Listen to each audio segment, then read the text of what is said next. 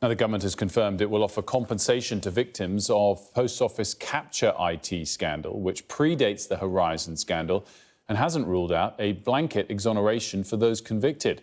In an exclusive interview with Sky News, Post Office Minister Gareth Thomas said his department is working at pace and is committed to providing redress as quickly as possible. He's been speaking to our business correspondent Adele Robinson, who has more details.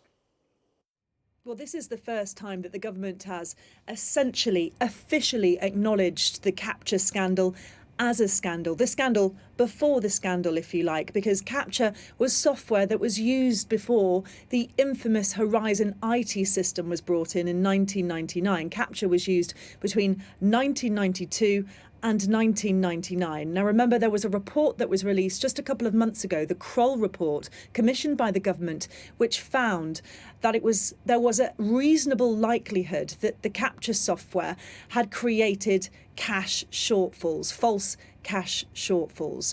And there are striking similarities between the way that capture victims, those sub-postmasters and mistresses who use the system, and the way that Horizon sub-postmasters and mistresses were treated by the Post Office and prosecuted by the Post Office. Now, the government have announced that they will be providing redress to capture victims. That is significant, but it won't apply to those who have been convicted. With that, they are planning on going down the Criminal Cases Review Commission route, the CCRC.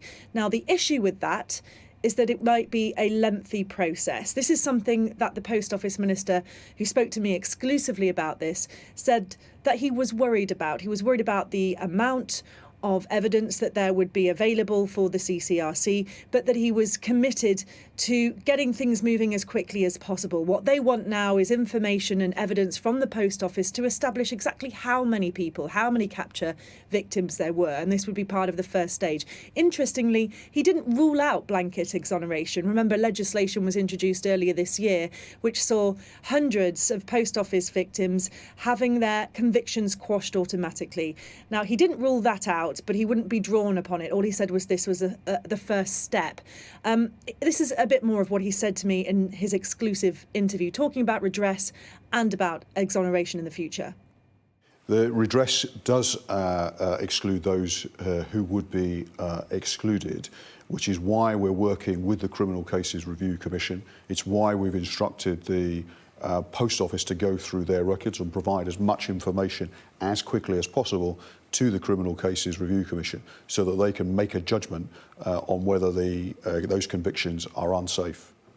Earlier this year, the government exonerated all Horizon victims. Why won't you do that for capture victims?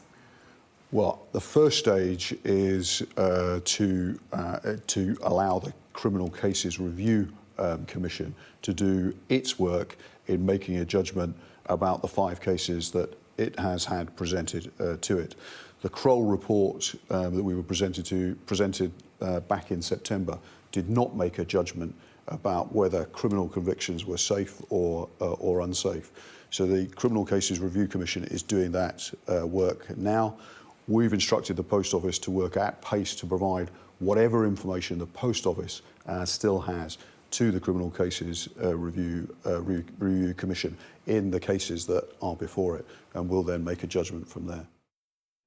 It is a challenge for the government. Earlier this year, there was an argument, if you like, between the judiciary and people in government over whether or not that automatic exoneration legislation should have been introduced, whether or not it set a precedent. So there'll be a lot of pushback on that. What the government has said, what Gareth Thomas has said, that he is expecting to provide another update on all of this in the spring. I've also heard from one of the capture victims, Steve Marston, who was convicted nearly 30 years ago now of stealing from his branch. It completely ruined his life. And he has said to me that he is not happy with the news with regards to convictions. He said that he doesn't agree that there's a difference between Horizon and capture victims or the way that it should be handled, and that the software may have been different, but the end results and treatment by the Post Office are identical. So to deny capture victims the same exoneration process is by its very nature showing double standards. But there is a long road to go. The Post Office Minister is very aware that if there isn't speedy progress on this with regards to convictions and redress, then the government will be in a tricky situation in the public eye once more.